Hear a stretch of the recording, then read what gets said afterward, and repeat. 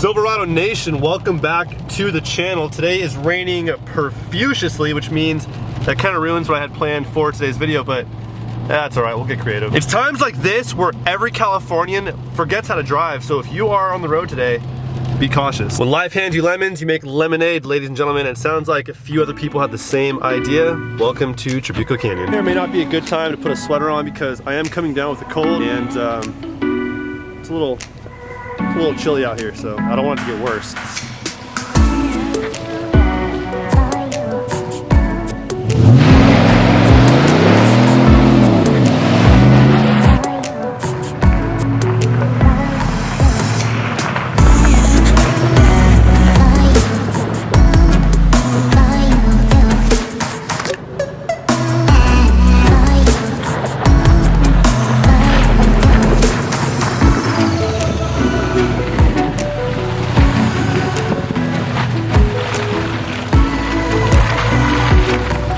Now, here's what I really want to do. I want to find some way to make it around this tiny little curve, but you know what? The last thing I'd want to have happen is for me to get stuck where I don't have any friends or people to pull me out of a situation like this. Now, I know it doesn't look too steep from your perspective, but that is quite a trench. We seem to have found ourselves a little access point to where the fun is. Let's go ahead and take this down.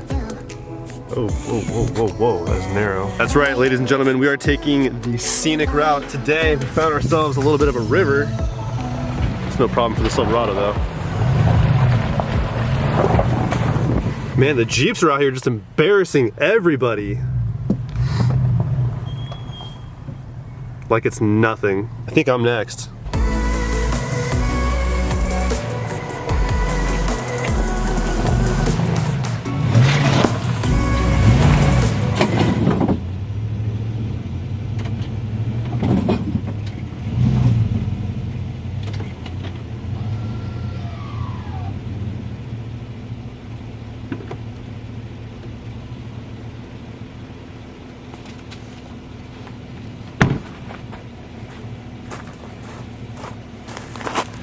Well, it's a bit of a weird situation, but I think we completely bottomed out the back bumper. Oh boy.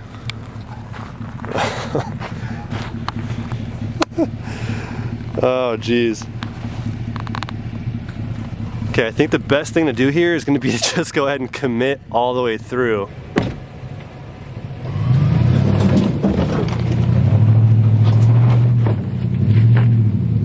I think we're good. Man, everybody's out here today. See, I kind of knew I wasn't the only one that'd be out here today. It is like the perfect day to come see what your truck or Jeep is capable of. If you have a sedan or anything like that, I highly don't recommend you coming out here. But we're good, we're gold.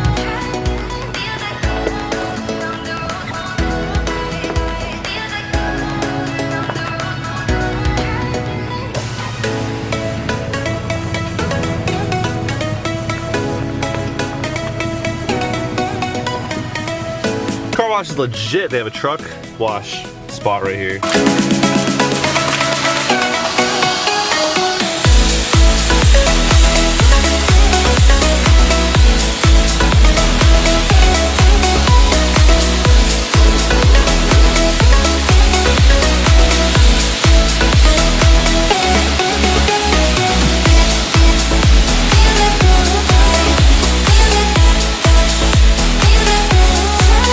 Well, that was an absolute fail.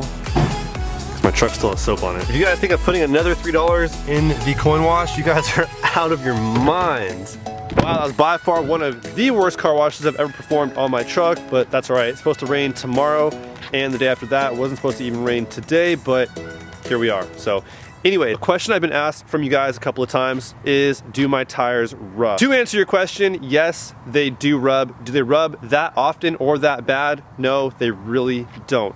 So allow me to elaborate. I have the Ridge Grapplers by Nitto, 295/60 by 20s. That is pretty much a 34-inch tire. It's 33.9, which is 34 inches. Let me show you guys where it does most of the rubbing. Now, I don't know if you guys can really see all that well, but here, I'll go in there and point it out for you.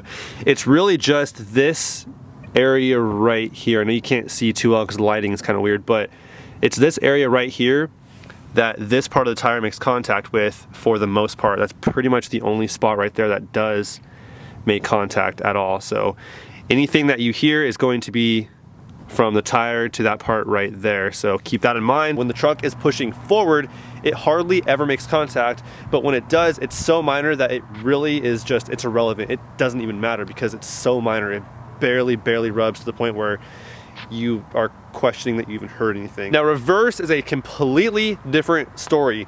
The front ends of trucks do sag down in the front when they're in reverse, causing there to be more contact on my tires when I'm in reverse and turning the wheel.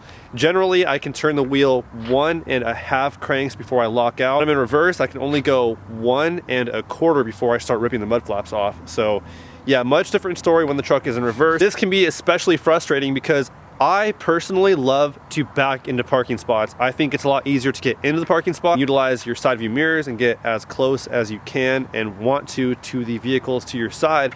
And on top of that, if you have a backup camera, which most pickup trucks nowadays do, you can get as close as you possibly can to either the wall or the vehicle behind you as well.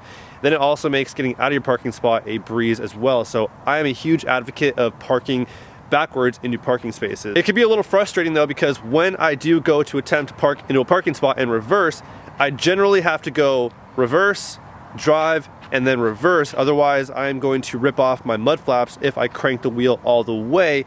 That ain't gonna be good for anybody. Not on top of that, it's really embarrassing how loud it is. So with that being said, it is incredibly frustrating when I go to a grocery store or the mall or whatever type of parking lot situation I'm in, and I go to back into a parking spot.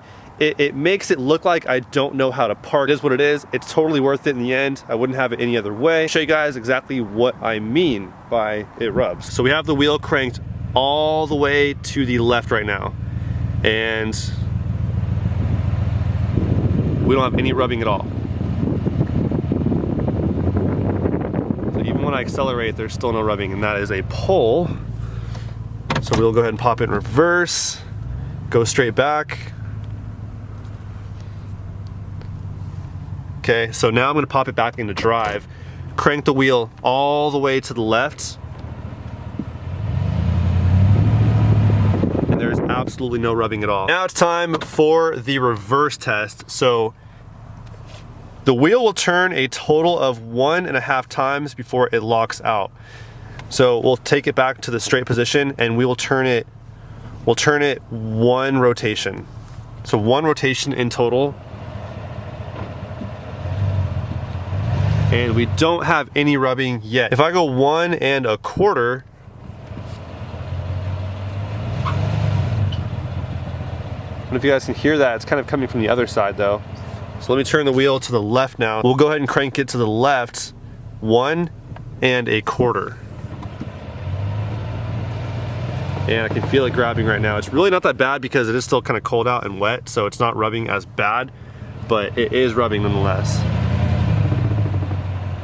I don't know if you guys can hear that, but let me hop out and show you guys. It's kind of the back sort of quarter of the plastic mud flap here. Now I'll go ahead and crank the wheel all the way, and you will see that we have a bit more contact now. So that is where your main point of contact is going to be, but it's really not that big of a deal if you just go and cut into kind of this part of your mud flap on down. And if you come around to the passenger side with the wheel cranked to the left, it doesn't make contact with the fender liner at all, and there's nothing touching here obviously. So sometime between now and the near future, so very soon, I will be trimming the plastic trim down there as well and showing you guys the process of how I do so. Hope this helps some of you guys out who were wondering what tire size you can run on your new body Silverado as well.